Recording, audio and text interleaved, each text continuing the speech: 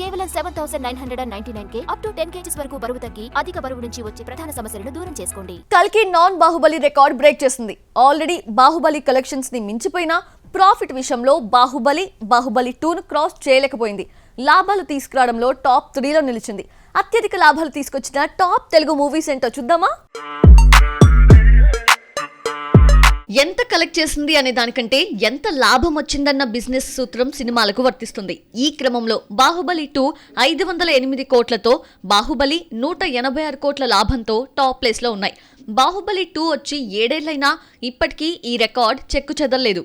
బాహుబలి 2 బాహుబలి తర్వాత తెలుగులో ఎక్కువ లాభాలు తీసుకొచ్చిన సినిమాగా కల్కి థర్డ్ ప్లేస్ లోకి వచ్చింది. సినిమాను 370 కోట్లకు అమ్మితే 1110 కోట్ల గ్రాస్, 530 కోట్ల షేర్ తీసుకొచ్చింది. రిలీజ్ అయిన 30 రోజుల్లో 160 కోట్ల లాభం వచ్చింది. ఏపీలో కొన్ని ఏరియాస్లో ఇంకా బ్రేక్ ఈవెన్ కావాల్సి ఉన్నా వరల్డ్ వైడ్ గా చూస్తే 160 కోట్ల లాభం తీసుకొచ్చింది. కల్కి రాకతో హైయెస్ట్ ప్రాఫిట్ మూవీస్ లో థర్డ్ ప్లేస్ లో ఉన్న హనుమాన్ 4th ప్లేస్ కు వెళ్ళింది. హనుమాన్ వరల్డ్ వైడ్ గా 27 కోట్లకు అమ్మితే 157 కోట్లు రావడంతో 130 కోట్ల భారీ ప్రాఫిట్ వచ్చింది. చిన్న సినిమా పెద్ద విజయం అంటే ఏంటో చెప్పింది ఈ pan India movie. Rajamouli cinema వస్తుందంటే రికార్డులన్నీ ఆయన వెనకాలే వెళ్తాయి. RRR బాహుబలి 2 రికార్డ్ ని బ్రేక్ చేయకపోయినా 1000 కోట్ల సినిమాల జాబితాలో చేరింది. బాహుబలి 2తో వచ్చిన క్రేజ్ తో RRR ని వరల్డ్ వైడ్ గా 451 కోట్లకు అమ్మితే 113 కోట్ల లాభం వచ్చింది. కరోనాకి ముందు రిలీజ్ అయిన అల వైకుంఠపురంలో నాన్ బాహుబలి రికార్డ్ ని క్రియేట్ చేసింది. సినిమాను 84 కోట్లకు అమ్మితే 159 కోట్లు తీసుకొచ్చింది. అంటే డిస్ట్రిబ్యూటర్స్ కి 75 కోట్ల లాభం వచ్చిందన్నమాట.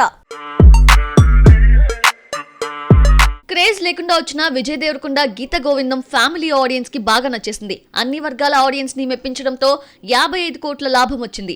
రౌడీ హీరో కెరియర్ లో ఇప్పటికే హైయెస్ట్ గ్రోసర్ గీత గోవిందమే.